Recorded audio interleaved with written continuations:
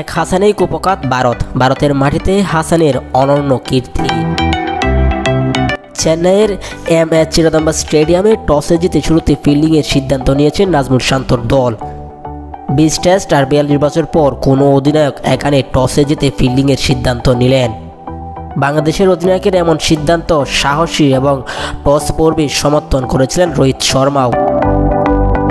এবার বাংলাদেশের পেসাররা বল হাতে শান্তর সিদ্ধান্তকে ঠিক জবাবটাই দিলেন। নতুন বলে দুর্দান্ত শুরু করেছে বাংলাদেশ। 10 ওভারে 34 রান তুলতেই টপ অর্ডারে 3 ব্যাটারকে হারিয়েছে ভারত। সবগুলো উইকেট একাই শিকার করেছেন হাসান মাহমুদ। শুরু থেকে হাসান ও তাসকিনকে খেলতে অস্বস্তি বোধ করছেন ভারতীয় দুই ওপেনার। চতুর্থ ওভারে হাসানের বলে রোহিতের বিপক্ষে রিভিউ নিয়েছিল বাংলাদেশ। আম্পায়ার্সের কলে সে যাত্রায় লেগ বিফোর থেকে বেঁচে যান ভারতীয় এই অধিনায়ক। তবে নিজের পরের ওভারে ফিরে রোহিতকে সাজ গড়ে ফেরান হাসান মাহমুদ। ইনিংসের 6ষ্ঠ ওভারে প্রথম বলটি স্টাম্পের ভেতরে রেখেছিলেন হাসান। রোহিত একটু বেশি সাবধানে ডিফেন্স করতে গিয়ে পুরো ব্যাটে পাননি।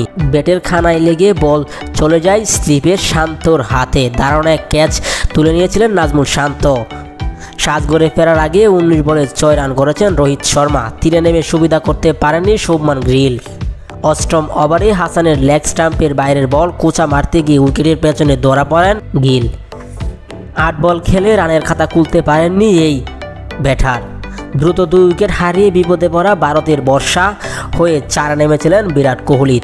তবে অভিজ্ঞ এই ব্যাটারকে দাঁড়াতে দেননি হাসান। 10ম ওভারে হাসানের করা অফ স্টাম্পের বাইরের বলে ড্রাইভ করতে গিয়ে উইকেট কিপার লিটনের কাছে ক্যাচ দিয়ে সাজ গড়ে ফেরান বিরাট কোহলি।